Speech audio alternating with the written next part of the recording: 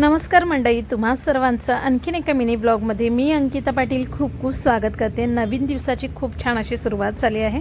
सकाळीच मी योगा करून आलेले आहे। थोडंसं चालल्यामुळे निसर्गामध्ये योगा केल्यामुळे खूप छान आणि फ्रेश फील होतं। आल्यानंतर खूप भूक लागलेली असते, त्यामुळे रात्री भिजवलेले हे ड्रायफ्रूट्स मी आल्या खाते, तेवढीच एनर्जी मिळते पुढच्या कामांसाठी। आणि आज मुलाला सुट्टी असल्यामुळे नाश्त्यामध्ये बनवायचे होते मेथीचे ठेपले।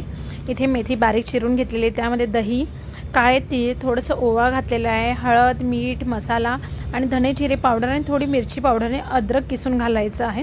यामध्ये गव्हाचं पीठ घालून पाणी न घालता दही टाकल्यामुळे तसंच मळून घ्यायचं आणि छान असे गरमागरम ठेपले बनवून त्यावर थोडंसं तूप घालून दह्याबरोबर खायचे, खूप छान लागतात। नाश्ता झाला आणि घरात लावलेले जे प्लांट्स आहेत, इंडोर प्लांट्स, त्यांना बघितलं।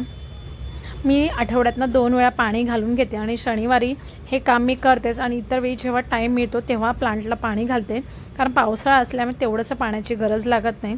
आणि आता मला जायचं होतं मंदिरामध्ये, साडी घालायचा कंटाळा आलेला, त्यामुळे असा साडीचाच एक छानसा ड्रेस घातला, मंदिरामध्ये जाऊन आली। आणि शनिवारी मी आठवड्याभराची जी कामं असतात ती शनिवारीच करून घेते, म्हणजे रविवार थोडा रिलॅक्स जातो। त्याचप्रमाणे आठवड्याभर स्वयंपाक बनवताना तेवढंसं दडपण येत नाही, काही होत नाही की काय करायचं। तर इथे बघा, सकाळी नाश्त्याला मला कधी कधी बघितलं तर जे ड्रायफ्रूट्स खाल्ल्यानंतर मी ह्या तेलबिया आत्ताच 1 महिना झाला खायला सुरुवात केली आहे। तर या तेलबिया भाजून घेते तुपामध्ये, त्यामध्ये सूर्यफुलाच्या बिया, भोपळ्याच्या बिया, काळे तीळ घातलेले आहेत आणि थोडंसं फ्लॅक्स सीड्स घातलेलं आहे। तुपावर चांगलं परतून घेतलेलं आहे आणि थंड झाल्यावर एअरटाईट जी बरणी येते त्यामध्ये पॅक करून घेणार आहे। इथे भाजून घेणार आहे मी शेंगदाणे।